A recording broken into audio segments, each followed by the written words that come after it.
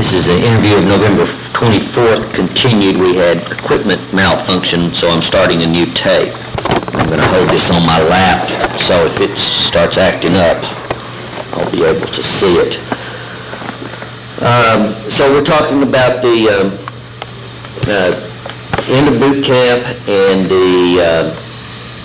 your transfer to Camp Pendleton to join the 4th Marine Division, 23rd Regiment, B Company. B Company. Okay. Tell me about those first days with the at Camp Pendleton. What they were like. Well, more or less, we were just getting kind of acquainted with people up there in our platoons and so forth, and getting located, get unloaded, and call us out for roll call. And your platoon is how many men? I figure the platoon is right at 40 people, something like 40 people. And it would have an officer at its head, a first or second lieutenant. We had our lieutenant was named Gordon, Lieutenant Gordon. And do you know a first name? No, but I got it in that, in that book. Right. I can get it. If I had that red book, shows all our officers and everything.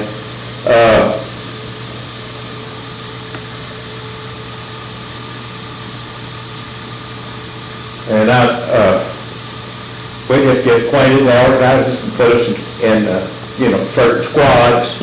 And a squad is how many men? Squad is about 13 men. I know there's 12, and it could be 13, because we had firing squads, which we had riflemen, had the M1 rifle and the BAR, and I hadn't been there in no time till they issued me a BAR. That's a Browning automatic rifle. It's a big rifle. Weighs about 20-something pounds. And that's a different kind of rifle than the M1 that you can carry. Yeah, it had M1, I think, holds 6 or 8 with bullets, 30 caliber bullets in it. The magazines for Browning automatic held 20, and they issued them. They had tripods, but we never did use them. They'll get too much trouble. But we had a couple of bandoliers, and we had assistant BAR, which carried the M1 rifle, and he carried a bandolier of your ammunition, which I think he had 6 magazines. You carried about 6 or 8 magazines on your belt. He carried about 6. And and at the head of a squad would be a sergeant, a non-commissioned officer, a corporal, or a sergeant. When I first got there, Young was a corporal, but he made sergeant. It was our squad leader. And what's the name? Young. Okay. I'm pretty sure that's right. Boys called me. Anyway, I can remember when he got killed.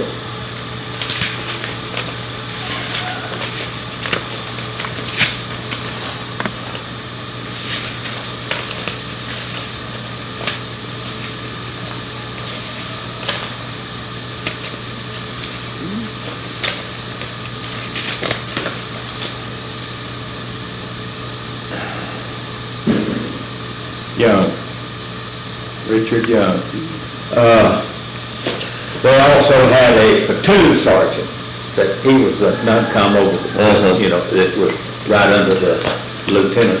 So your junior officers, the platoon, the first or second lieutenants who were in command of a platoon, had they seen action at Guadalcanal, or they were fresh out of probably OCS? Yeah, they'd all gone to officer school, and they were all young.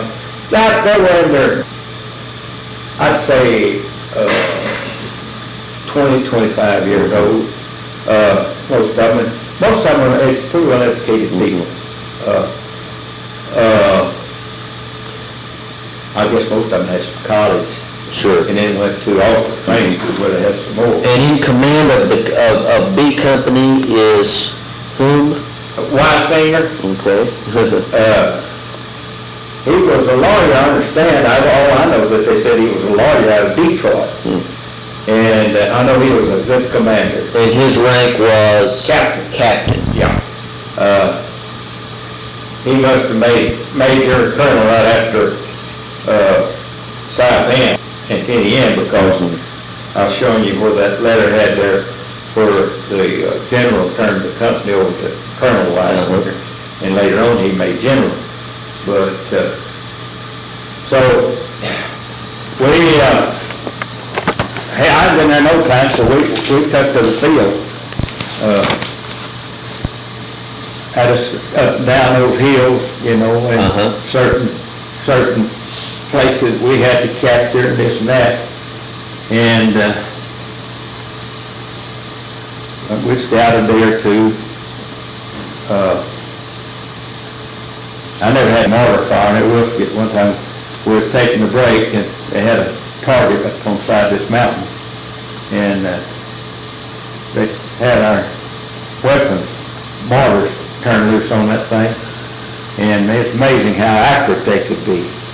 They fired one shot over it, one below it, and the next one's right in the middle. But So did you get training on mortars? No. But I remember that more than anything when we went out on the news. Another thing I can always remember, if we was eating rations, probably K rations. But this one big old blonde-headed boy, he had a delicious apple. God was like 3 or 4 done asking, Dub's on the core. I will get that. Boy, that apple looked good. But they was just getting us in shape, you know, I guess there was a lot of conditioning marches and that sort of thing. Yeah, they, sometimes we maybe marched 10, 15, 20 miles a day. But one thing we went through is it's a combat training course where they fired shells over us. We had to crawl on our belly under wire and into holes, and the explosions going all around us and everything. And brother, you hug the ground there, I'll tell you. And they gave us a lot of training on hand-to-hand combat, trying to, you know, teaching us jiu-jitsu and stuff, different officers. But we done a lot of marching. Heck, we had to go somewhere where we didn't ride. We marched and trotted a lot of times, double time. But gosh, we were all young and it didn't hurt. That's the main thing they wanted us to be in condition. Was the training that you get at Camp Pendleton specific?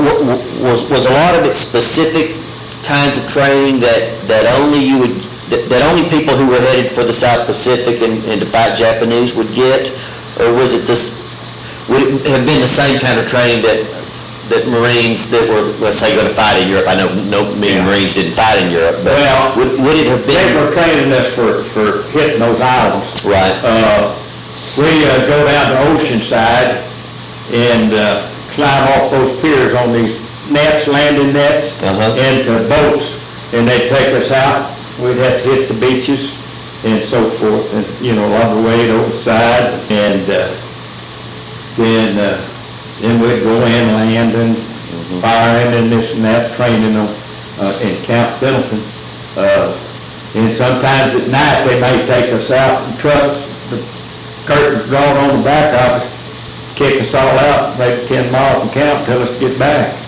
Oh, really? Yeah. You have no idea where you were? Well, you had to just use stars, and you had to compasses and so forth. You'd take a setting on certain things, and they would do that in groups of how big a groups? Usually a squad, you know, 12, 13 men. They'd drop you off here and there, and therefore you get going back, well, you'd join another group and so forth. Yeah. We done quite a bit of training. We go aboard troop transports, come off those nets into boats, and you'd have a pack on your back and carrying heavy weapon and so forth going down those nets. And that boat, you better watch when you step off in that boat. Then we'd hit the beaches, Camp Pendleton. We'd hit them again. We went to one time we went on maneuvers and hit some out there off the coast there somewhere. I think there's one island out there they call San Clemente. Right. And this is an island right along in that change, and they use it for combat training and shelling and so forth. And I know some high waves, some boys got killed when we were on them maneuvers landing there one time, pulling in our outfit. We had more maybe get leg or arm something broke, stepping off them nets and them boats and everything else. But even your training is dangerous. But we never thought nothing about it. Yeah.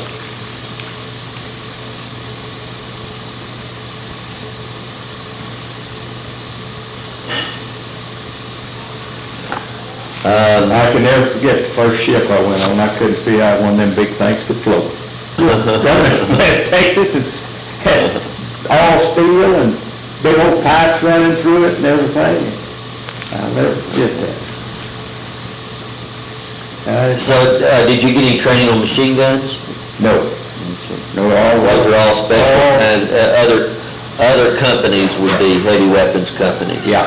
But after we got in combat, we'd set up our defense at night. Well, if there was 20 millimeter artillery, boy, they all was glad to see us with those BARs, because we were more maneuverable than anything, and with the firepower we had on the BAR, they're the best weapon to have in infantry. And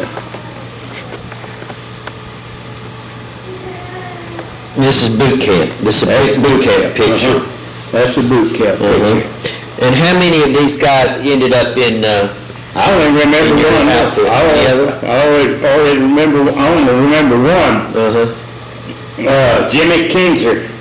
He was from Fayetteville, Arkansas.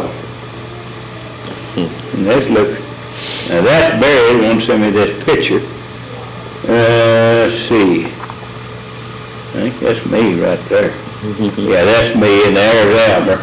And we all graduated together. And after one, there's quite a few from Arkansas. Now, little Joe, we picked him up in El Paso. That's where we all went. We were in. And he'd had some run the military school and so forth. He was a little prize fighter. He fought in a lot of fights when he was on boot camp. But just a bunch of damn kids. Oh yeah. That history of the 4th Marine Division said that Colonel Jones was a huge baseball fan, and that he emphasized baseball a lot when the division was being formed. Did you play a lot of baseball? I never see it. I never talked to him going overseas. Isn't that interesting? Never did. Let's see here. Officers and men. Somebody sent me this.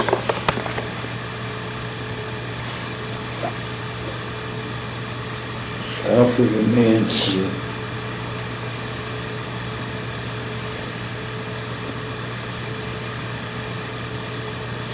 Well, now here's that's 13.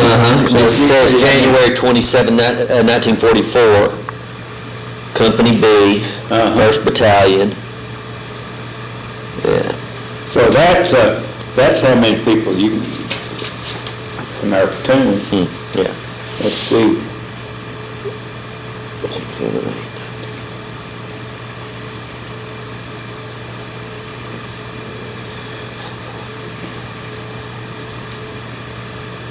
Yeah, 43 men, including, officers and all. So we got it just about right. Yep. Let's see. Let's think of this. Well, I thought you took his book with you. I did, but I brought it back. Oh, well, you still got the green one? I don't Did you think bring so, it and I back? think I brought both of those back. Okay. I was gonna look at that. Company D. You can get look at these, all these got look at here, little. Company A. There's company B.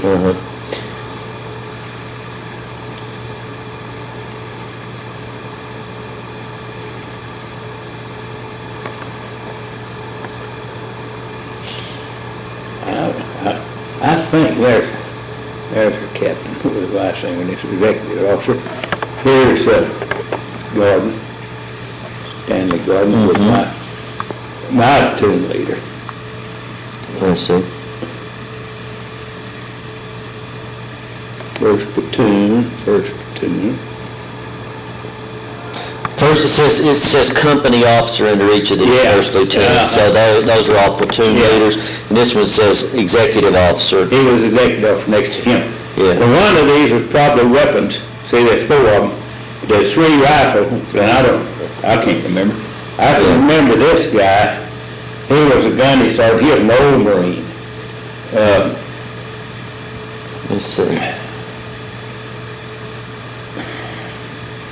Yeah, Let's see. He's the fourth one. Mills, Norvell P. Yeah. Mills. Yeah, I think he was out of Mississippi. He's quite a character. Yeah. Here's Young. That was my platoon leader. Wallace Young, and he was your platoon leader. This would have been made when? Oh, I imagine. Would this be right before you shipped out? It was or probably, for the Pacific? I think it was sent home to Dad. I guess, because I'd gone to the company either July or August, and this was probably made on up in October, November, somewhere along in there. Okay. I guess this boy, I know, died. I seen where he died. His name was Butcher. He's from West Virginia.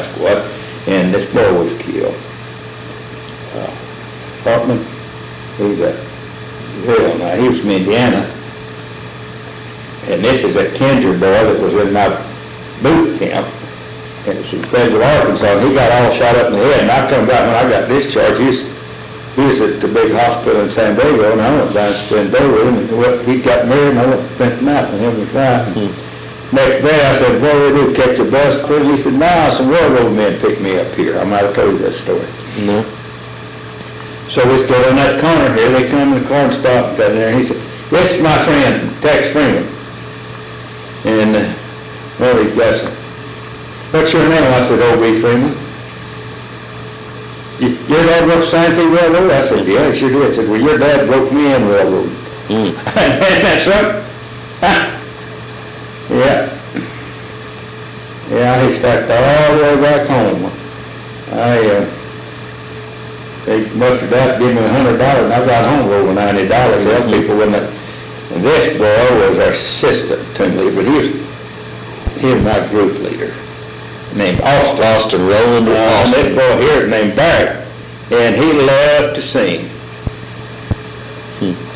Him and Butcher, I don't know, people, they'd get together, and they'd sing, they'd just get together and sing, harmonize. Yeah.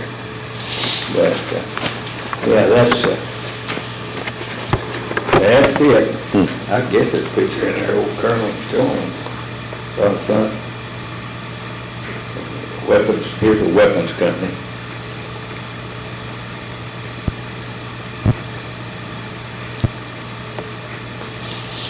That's a colonel there.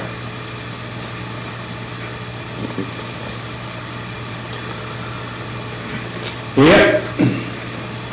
There's the gate going into Camp Pendleton ranch house.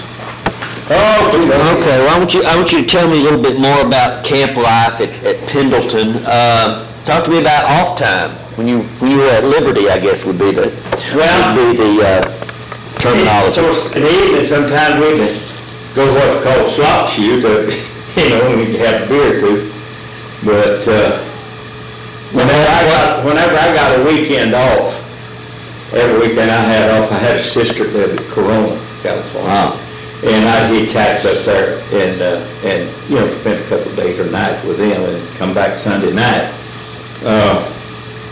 I think one time I hitchhiked back to San Diego because two boys I went to was back there in boot camp.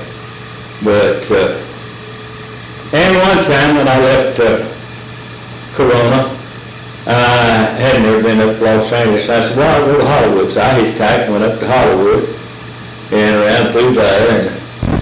And of course, I was going all the time, didn't get to see much.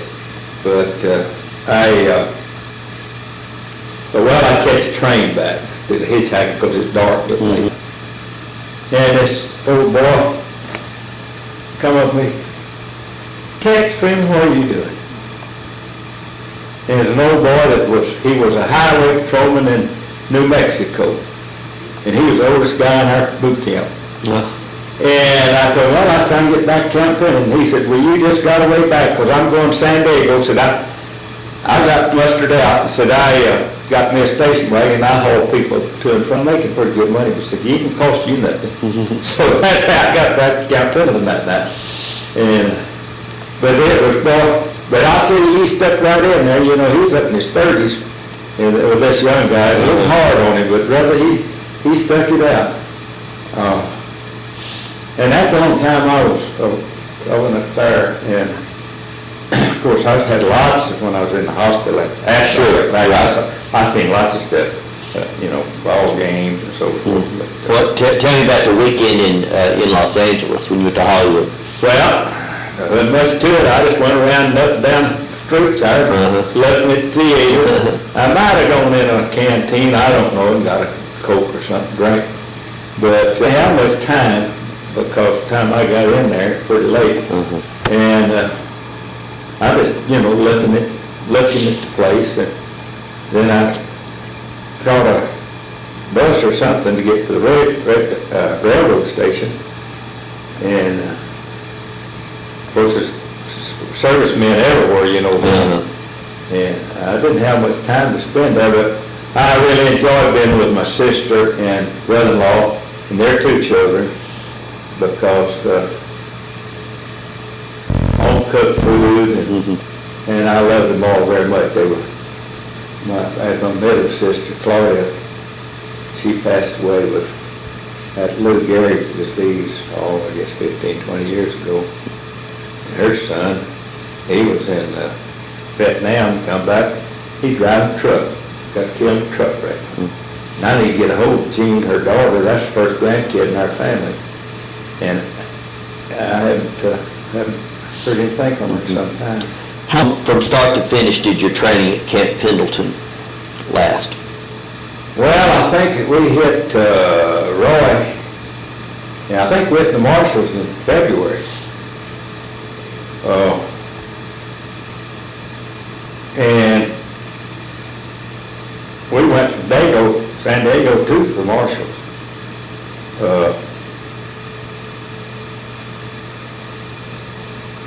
I know we gathered up a bunch of ships we pulled in between the islands there, Pearl Harbor, Hawaii, but we got off the ship. Yeah.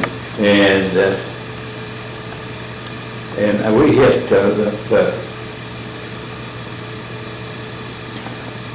it may be in here. So your training at Camp Pendleton lasts, what, 6 months? Something like that? Yeah. It's really a long time. Well, 4 months. 4 months, the August, 8th month. And we probably went aboard ship probably in January. Okay. Well, you were there long enough to kind of settle into a routine. Oh, well, yeah, something different every day. Yeah, Well, of the different training exercises that you did, which were your favorites and which did you dread the most? Rifle range, bayonet practice, conditioning hikes. Well, I didn't mind amphibious landings, night attacks, whatever. Heck, I don't really mind any of it. It just all as routine, you know, everybody was doing it.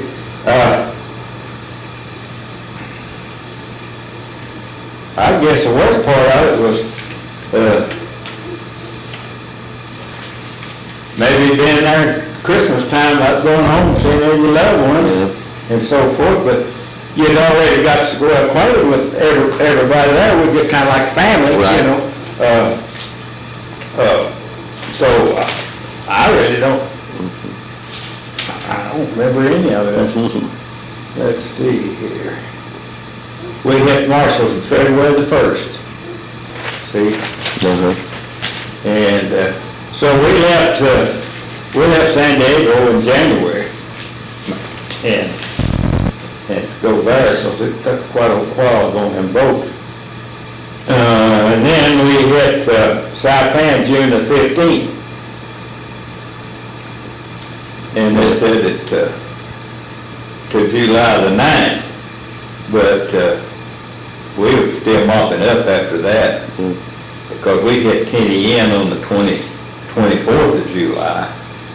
And I know we didn't have too dang much time back in there getting our equipment and everything organized. And we got to go down to the cemetery, you know, and look up where our partners had been buried.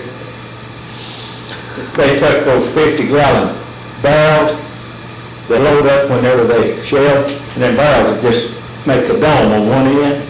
They painted those and had them around there around the cemetery, a bubble on the end of them, and they really fixed it up nice. It was down by this town, Sharon, Canoa, which is a town that 10-yen book.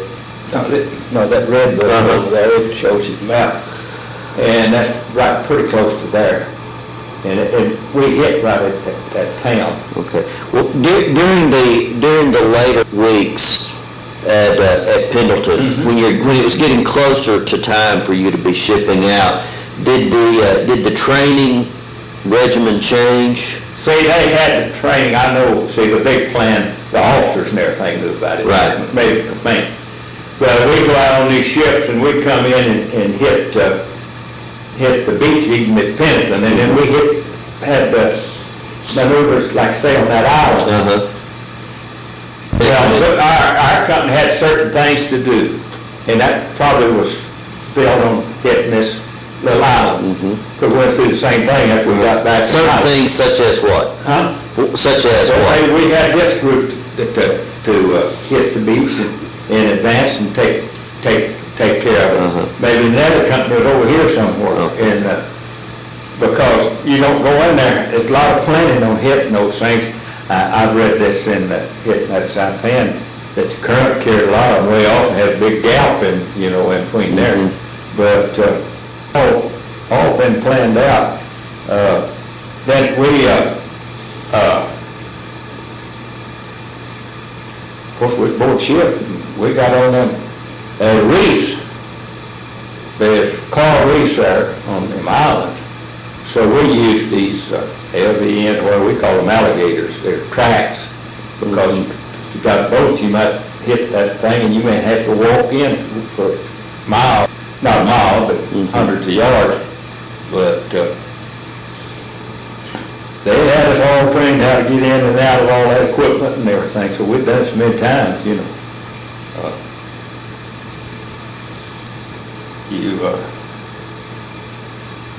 you hit those, in training you may hit those beaches and may not get back, have clean clothes enough for days.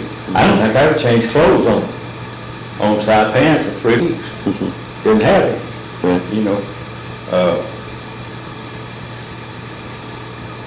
First thing you done, got rid of your gas mask and anything that was heavy. Of course, we never did have to use gas mask with no gas used or nothing. But you got trained and all that stuff. Yeah, they trained us. They put us in these places where, at Pendleton, we went through places where they had tear gas and so forth. They put us all through how to handle those masks. Like I said, also at Pendleton, we had a lot of demolition training. how to set off charges and how to set off dynamite, and how to take this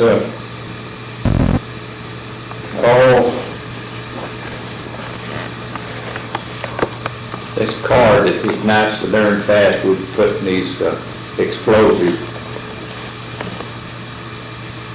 I tell you what, you get old, your mind just forgets, you know what you're going to say. But we run lots of explosive work on different things and observed other,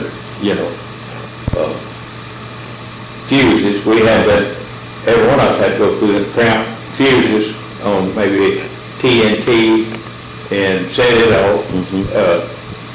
And then they had beehive charges that if you got up against a pillbox or something, this big compound that is shaped like a beehive, and all the explosive went to the front end of it to punch holes in steel to concrete. I mean, they try to train you for anything you run into. I see. If you come into conditions where you couldn't go, or for maybe a corporal end up running a squad.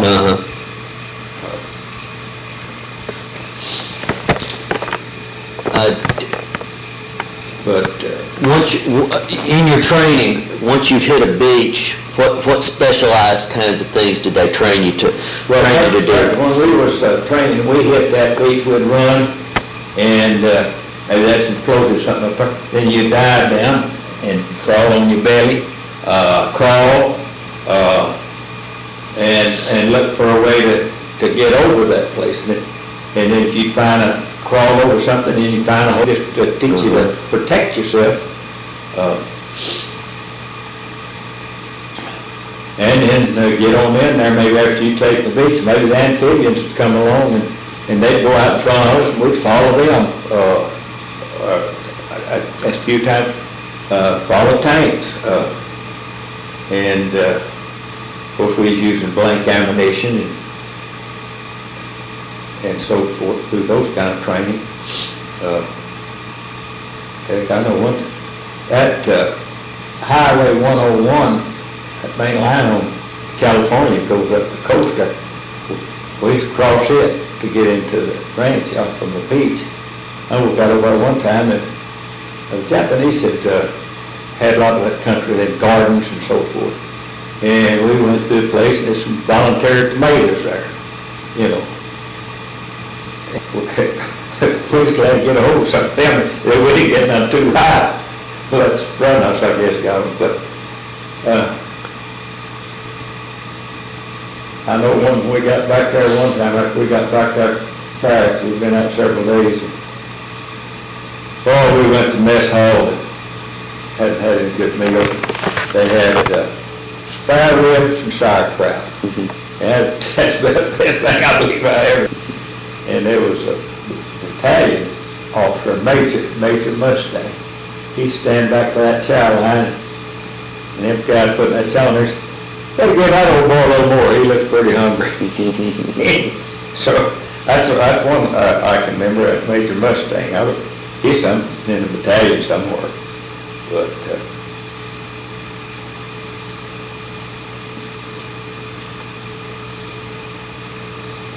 some of them talked quite a bit of KP. I never did. I think one time I had maybe scullery in the mess hall.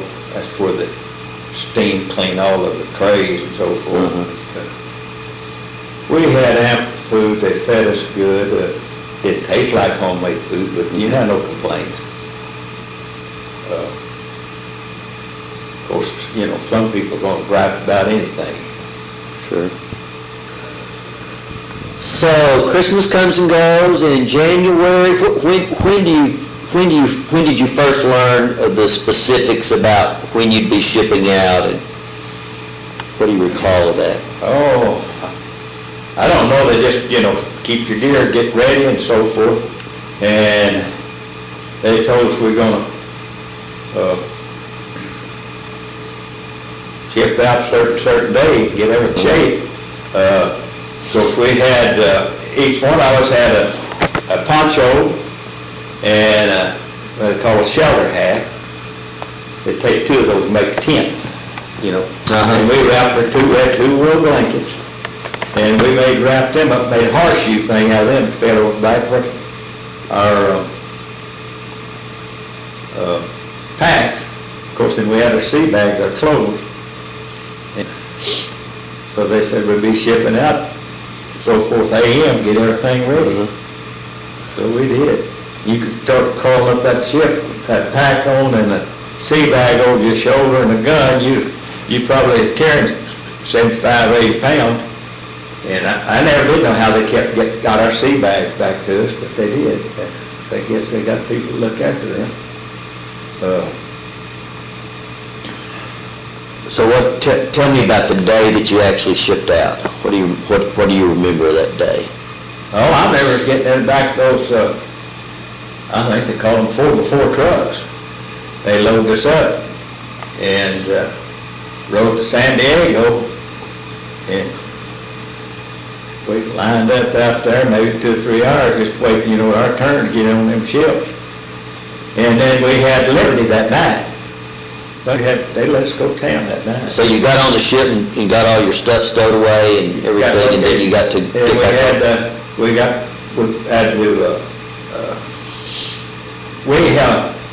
And I don't never remember in California ever wearing khakis. We never had to wear greens all. Cause it got cool in California, even down in San Diego at night. And we put on our greens and got to go on Liberty. And being 18 years old, I couldn't get in any of those bars. Oh, yeah. But there was a big old Italian boy kind of about my size, dark complected, and I think he was married. He wasn't going on Liberty, so he gave me his card. I just show it to him. I went into all of them. But had a few beers, and we didn't see no shows. We got that to be back by midnight, and next morning, they pulled out. So you're back on the ship, spent one night on the ship. Spent the night on the ship, yeah. We had stacked us in them holes, I guess about 3 or 4 high, just a piece of canvas, rolled them together on a metal frame, and that's where they stacked us in them holes. And all the mess halls, well, you never sit down in the mess hall. You go in the mess hall, you stand up on the ship. And then you get on out there. Sometimes the weather gets pretty rough. Well, you better hold your one hand on the tray to keep it sliding off. But I never got, a lot of people get seasick, but I never did get seasick. Well, you were lucky. I stayed out that hole. I stayed up on top. We get up on top side, get under some boats or gun rack and play hearts. Play a lot of cards. So these ships were strictly troop transport. That's all they didn't have any other purpose. We might have to serve gun duty, all of us, maybe fire targets with a 20 millimeter or anti-aircraft gun occasionally, while we were just training. But it had troop transport's biggest guns, I think, was almost 3-inch. But they weren't for combat anyway, just in case that somebody did come in. Now, I don't know how many people they had help on there. They hold a lot of people. Our bathing facilities was all salt water. We had all fresh water, but you can't hardly wash salt water. That's some kind of old soap that you couldn't hardly, feel real clean after. I guess you could smell off. As our clothes got a little dirty, we'd get a rope, tie our clothes, knot time in this rope, and drag them over the side. One time we was on a ship, and there's so many ropes over there, the Navy boatswain had to come along. He just cut some ropes loose because it was too much drag. But I didn't lose any clothes that way. But I guess it was a great big flotilla of ships. Oh yeah, they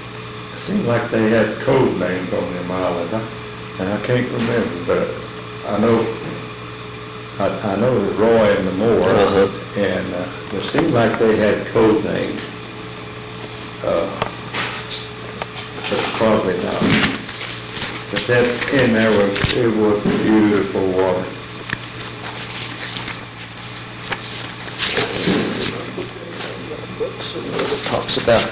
Talks about the military stuff in it. What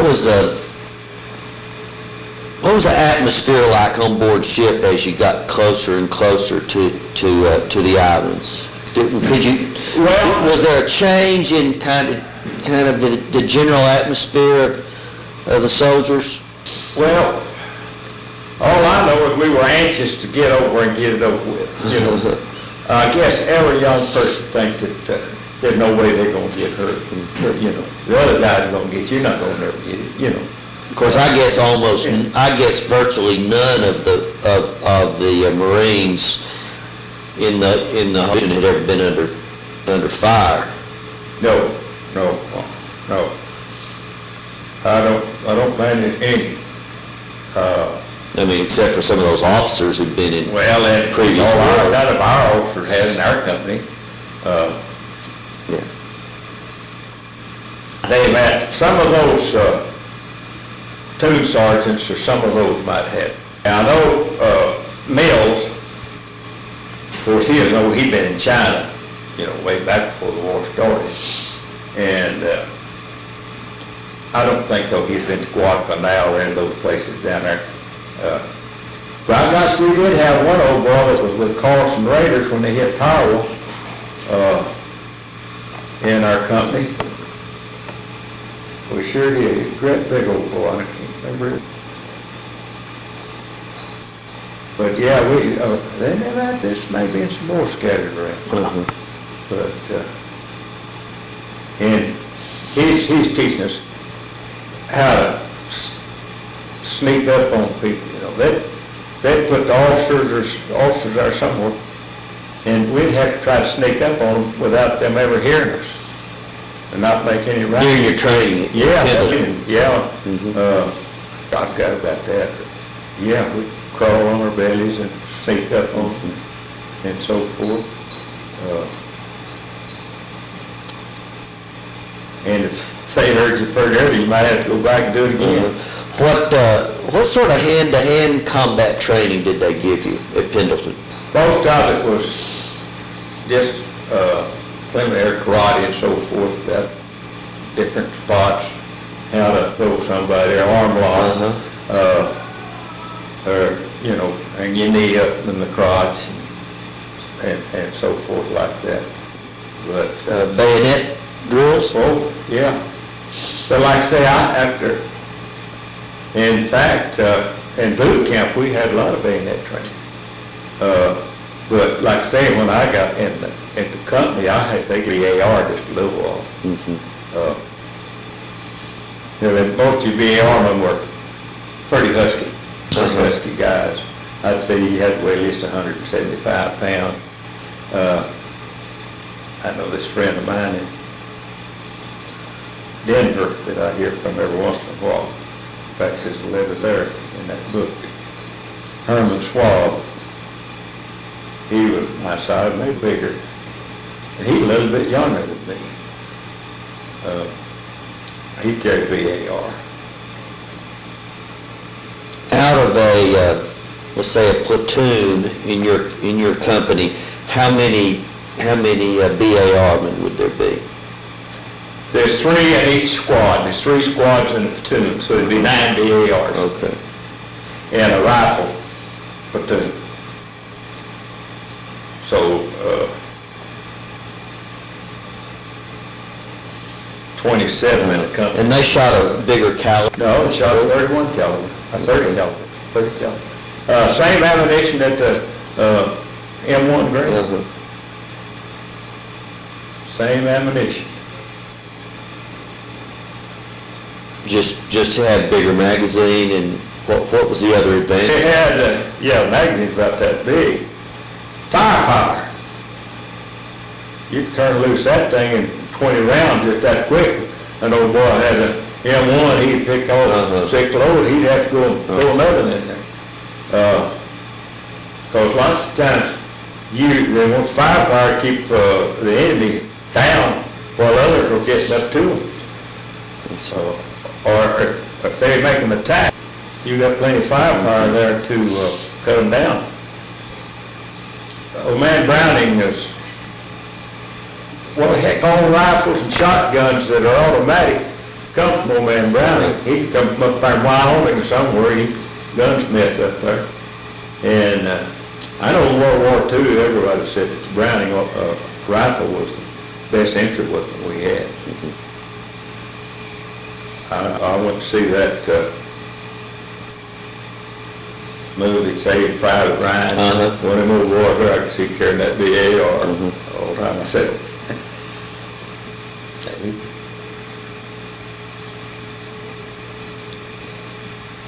So when the ships arrived in the marshals, what was the final sort of brief? They've been kind of gradually briefing you on what you're going to do. Well, they'd together us and they'd say HR D-Day a certain time, HR be a certain time. What does HR mean? HR is when you hit the beach. Okay. When you leave out from the ship. Okay. And what was your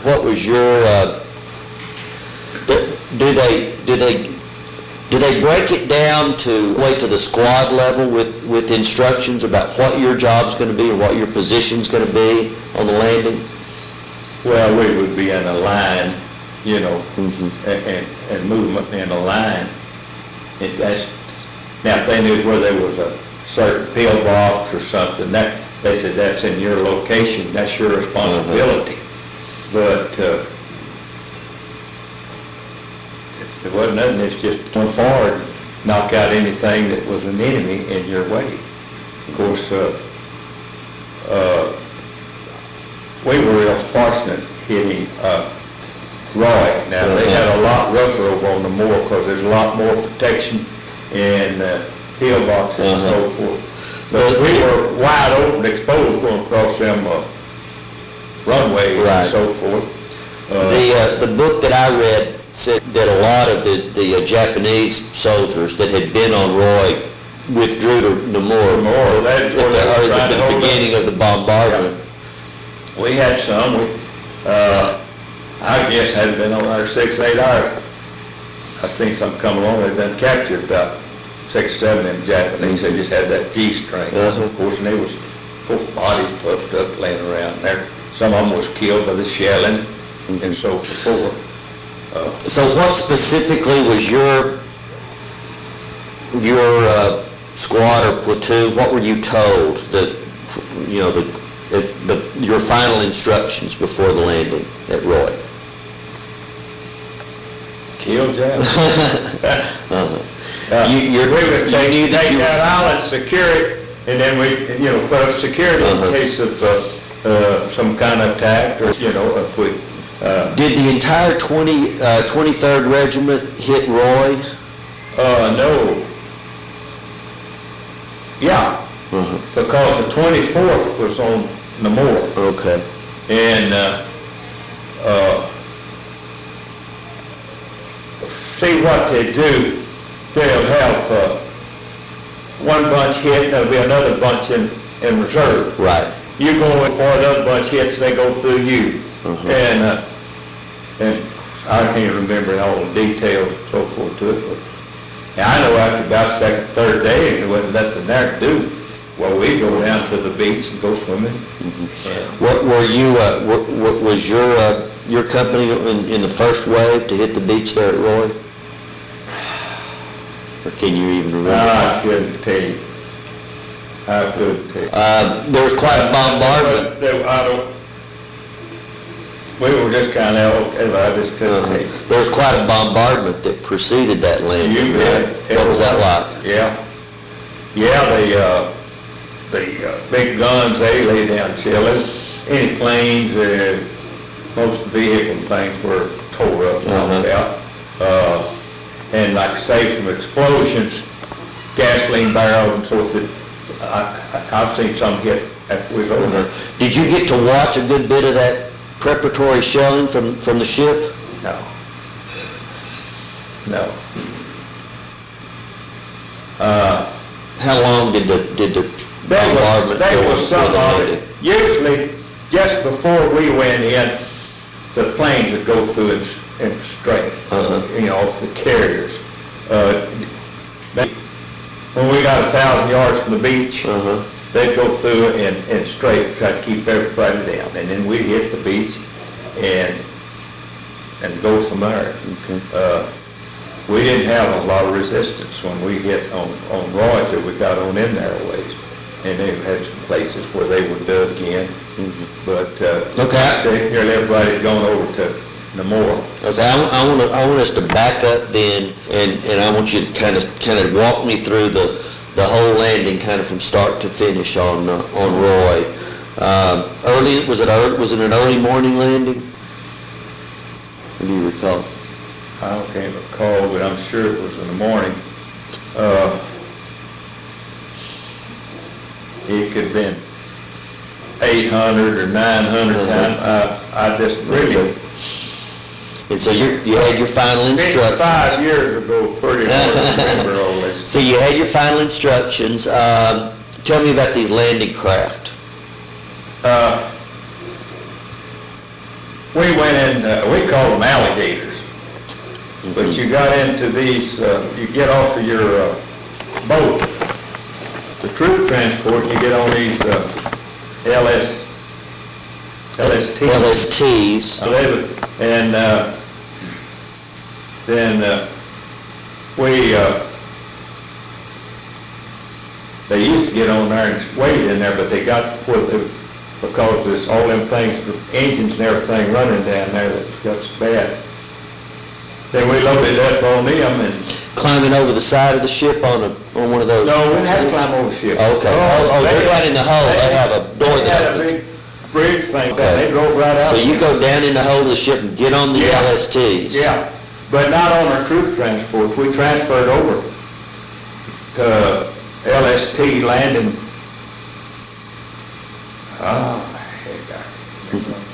But anyway, in those holes is where they had all, we call them ducks. Had tracks on them, and they hold a whole squad. The troop transport, the big ship that you sailed all the way over on, has a big gate that comes down and... No, we went over the side and on the nets and got in boats and went to the LST. I see, which are a smaller ship. Yeah. And these LSTs, how big are they? I mean, how many men would they hold? Or they're still big old ships, right? Oh, Lord, I imagine these, well, they're not very big old ships, but I imagine, company, Okay. 140. And they would hold how many of those smaller landing craft? Gosh, I don't know. Of course, seems like there's 3 or 4 rows in there. It's probably 20, 24 something in Okay. in each one of them. Just offhand, Lord, I can't remember. A lot of racket in there whenever they start all them motors up and so forth. Okay. Seemed like, I think we might have got on them.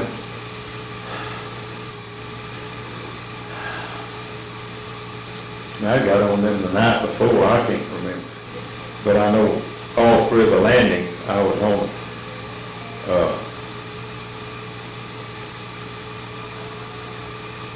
Went down in those things. I think that on that Roy, when they like gassed us all up, but we had to stay in them things quite a while while it was running, but then they got to where they would wait, troops get in there and they wouldn't start them things up till maybe 10, 15 minutes before they're going to be barred. Because you can imagine the gas and everything coming out all those engines and so forth. So the ducks, the actual landing craft that are going to land you on the beach, those would hold how many men? About a squad. About a squad? About 12 people. And so, they launched those things, and what next?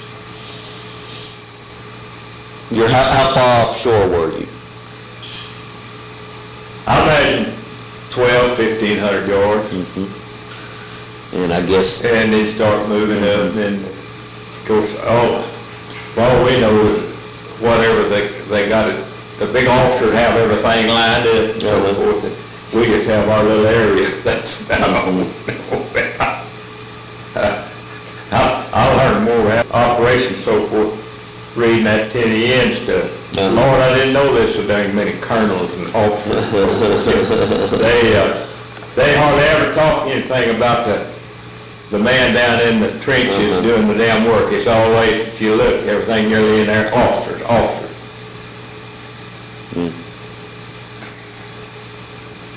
And I've heard, of course, I've seen company officers, but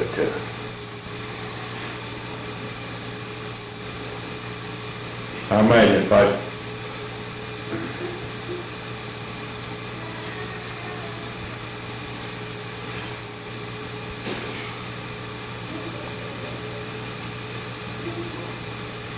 yeah, I just, God, that's a long time ago. 55, let's see, that's 56 ago. Yeah, I think your memory's pretty outstanding for that long ago. Well, I think this is a good place for us to break, and next time we do a session, we can start with the actual fighting. It'd be a good place for us to call it quits for the day.